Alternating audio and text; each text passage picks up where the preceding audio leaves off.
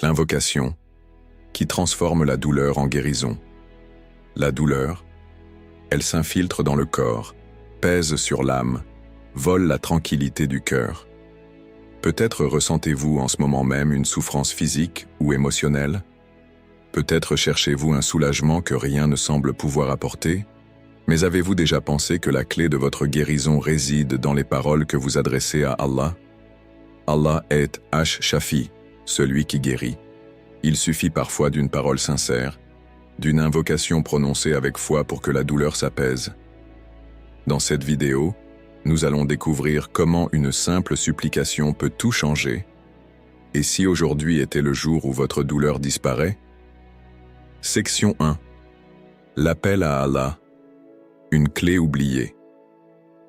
Il y a des douleurs invisibles, des fardeaux que personne ne soupçonne, des nuits passées les yeux ouverts, l'âme tourmentée par une souffrance qui semble ne jamais s'éteindre.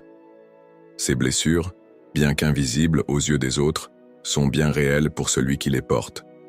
Peut-être ressentez-vous cette douleur aujourd'hui, une tristesse qui s'accroche à votre cœur, une peur qui ne veut pas disparaître. Parfois, nous errons dans la vie comme un voyageur perdu dans le désert, cherchant désespérément une source d'eau, une lueur d'espoir.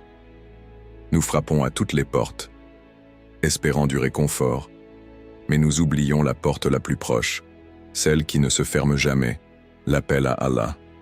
Il fut un temps où un homme, écrasé par une douleur insupportable, se rendit auprès du prophète Muhammad, paix et bénédiction soient sur lui. Son cœur était en détresse, son corps brisé. Il cherchait une solution, un remède à son affliction. Le prophète lui enseigna alors une supplication. « A'udhu bi'izzatillahi wa qudratihi min sharri ma ajidu wa uhadir » Je cherche refuge dans la puissance et la capacité d'Allah contre le mal que je ressens et que je redoute. Une simple phrase, mais un poids immense dans les cieux. Des mots qui, s'ils sont dits avec foi, transforment la douleur en soulagement, la peur en sérénité. Mais en avons-nous conscience? Sommes-nous encore capables de croire que l'invisible détient la solution au visible? Ainsi parle le Coran. Si mes serviteurs t'interrogent à mon sujet, alors, je suis tout proche. Je réponds à l'appel de celui qui m'invoque lorsqu'il m'appelle. Sourate Al-Baqarah, 286. Ces mots résonnent comme une promesse. Allah ne demande pas d'être parfait pour être entendu. Il ne demande pas que nos mains soient pures de toute faute. Il demande simplement que nous l'appelions. Fermez les yeux un instant. Imaginez un monde où chaque prière que vous prononcez est une clé qui ouvre les portes de la guérison divine. Une clé qui vous libère du poids de votre tristesse. Une clé qui vous ramène à celui qui vous a toujours attendu. Avez-vous déjà utilisé cette clé aujourd'hui? Section 2. L'histoire de l'homme. Éprouvé. Dans un village oublié du monde, entouré de montagnes silencieuses et de rivières murmurantes, vivait un homme du nom de Hamid. Son existence n'avait rien d'exceptionnel, si ce n'est une douleur persistante qui le rongeait depuis des années. Une douleur qui n'avait ni nom ni remède. Elle était là, invisible aux yeux des autres, mais terriblement réelle pour lui. Hamid avait tout essayé. Les guérisseurs du village lui avaient préparé des potions aux herbes, les médecins avaient secoué la tête avec impuissance, et les prières qu'il chuchotait dans la nuit semblaient se perdre dans le vide. Mais rien ne changeait. Chaque jour, il observait les autres mener leur vie normalement, tandis que lui luttait pour simplement exister. Il se demandait pourquoi Allah l'éprouvait ainsi. Pourquoi sa douleur ne disparaissait-elle pas?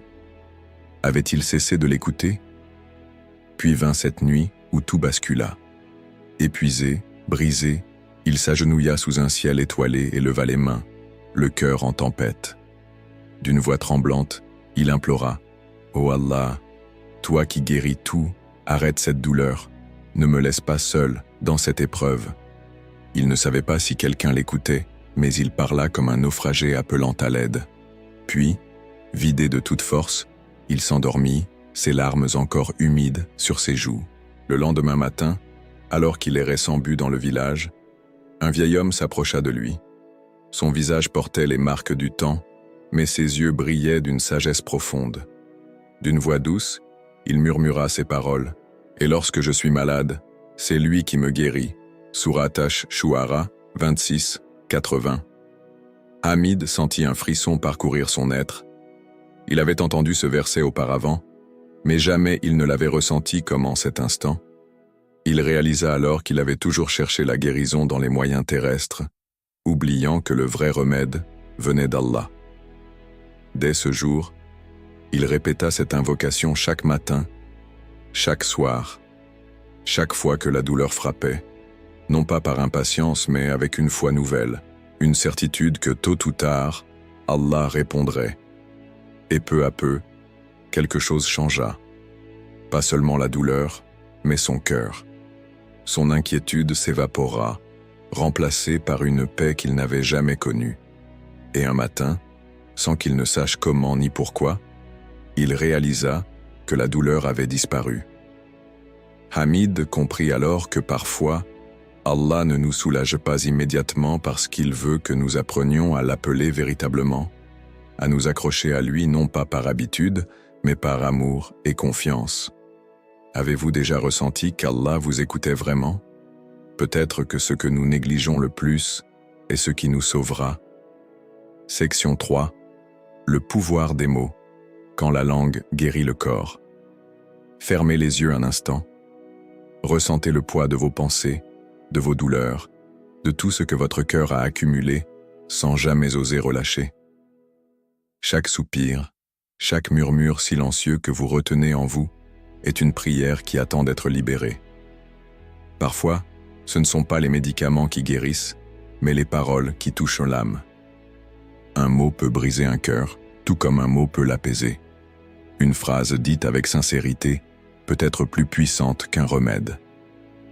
L'islam nous enseigne que certaines paroles ont un effet direct sur notre bien-être, non seulement spirituel mais aussi physique. Des mots chargés de lumière, qui transcendent le simple son pour devenir une force de guérison. Écoutez ces paroles d'Allah. Nous faisons descendre du Coran ce qui est une guérison et une miséricorde pour les croyants. Sourate Al-Isra 17, 82. Imaginez des versets capables de panser les blessures invisibles, de soulager un cœur tourmenté, d'apporter un réconfort que même les mains humaines ne peuvent offrir. Alors pourquoi ne pas les prononcer chaque jour?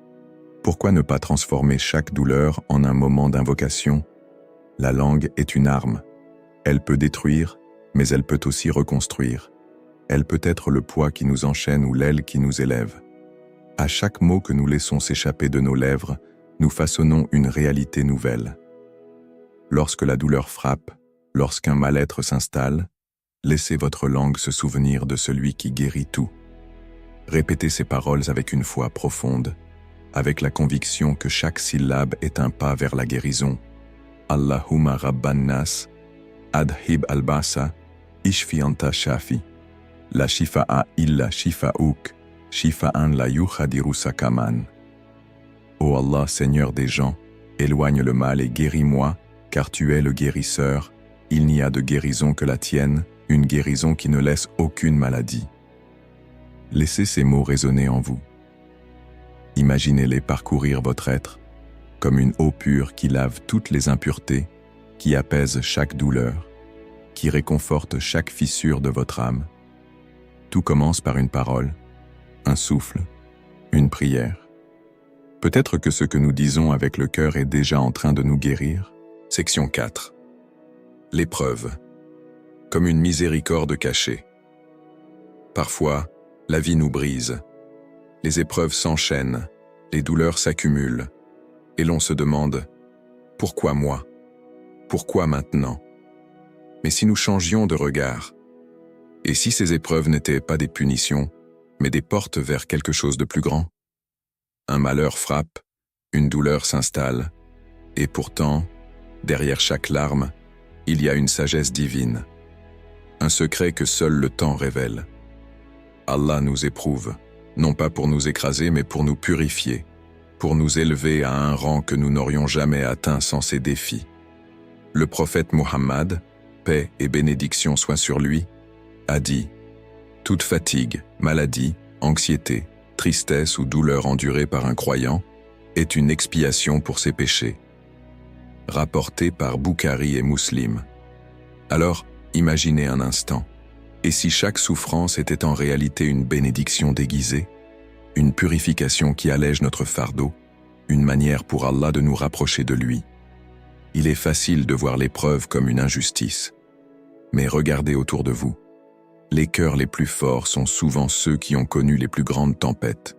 Les âmes les plus lumineuses sont celles qui ont traversé l'obscurité avec foi. Allah nous rappelle, « Il se peut que vous détestiez une chose alors qu'elle est un bien pour vous, et il se peut que vous aimiez une chose alors qu'elle est un mal pour vous. Allah sait, alors que vous ne savez pas. » Sourate Al-Baqarah 2:216. Accepter. Se soumettre à sa sagesse. Lui faire confiance. Car même dans la douleur, il y a une lumière, une main tendue, une opportunité de grandir. La prochaine fois que l'épreuve frappe, ne la voyez pas comme une chute, mais comme une ascension. Laissez votre cœur se remplir de patience, de confiance et dites « Ô Allah, je ne comprends pas tout, mais je sais que tu sais. Guide-moi à travers cette tempête. Fais-moi voir la sagesse cachée dans cette douleur. » Chaque difficulté porte un message. Peut-être que ce que vous traversez aujourd'hui est en réalité la réponse à vos prières d'hier. Section 5. Le dernier remède. Abandonnez-vous à Allah. Fermez les yeux. Prenez une profonde inspiration et laissez la chaleur de ce moment vous envahir. Imaginez-vous, seul avec Allah, sans le bruit du monde autour de vous. Vous avez tout essayé. Vous avez cherché des réponses dans les lieux les plus lointains. Mais au fond de vous, vous savez qu'il n'y a qu'une seule réponse, la sienne. Déposez toutes vos douleurs entre ses mains. Déposez vos peines, vos doutes, vos angoisses. Visualisez son amour enveloppant chaque cellule de votre être, apaisant chaque partie de vous qui est fatiguée, brisée ou épuisée. Dites avec foi, « Hasbiya Allah, la ilaha illa huwa, alayhi tawakkaltu, wa huwa Rabbul Arshil Azim. » Allah me suffit, il n'y a pas d'autre divinité que lui, en lui je place ma confiance, et il est le Seigneur du trône immense. Ressentez chaque mot, laissez-le pénétrer profondément dans votre cœur. Imaginez la puissance de ce moment, le poids de votre fardeau s'allégeant instantanément. La paix que vous recherchez n'est pas dans les choses extérieures. Elle est là, à l'intérieur de vous, lorsque vous abandonnez tout à celui qui contrôle tout. Et maintenant, ressentez ce soulagement. Ce n'est pas un soulagement temporaire, mais une paix profonde qui vient d'une certitude absolue. Allah est proche, il entend tout, il voit tout. Et quand vous l'appelez avec un cœur sincère, il répond. Il dit, et c'est lui qui guérit. Sourate Ash-Shu'ara 26-80. Peu importe ce que vous traversez, sachez que la guérison ne dépend pas seulement des médicaments ou des actions humaines. La véritable guérison vient de celui qui a créé les cœurs, les corps et les âmes. Il est le guérisseur, le remède ultime. Alors, êtes-vous prêt à remettre votre douleur entre ses mains? Prêt à déposer votre fardeau et à marcher dans la lumière de sa miséricorde? Parce qu'une fois que vous abandonnez à Allah, il ne vous laissera jamais seul. Abandonnez votre souffrance à Allah. Chaque douleur a un sens. Chaque épreuve est une opportunité pour se rapprocher d'Allah. Ne laissez plus votre souffrance vous éloigner de lui, mais utilisez-la comme un pont vers sa miséricorde.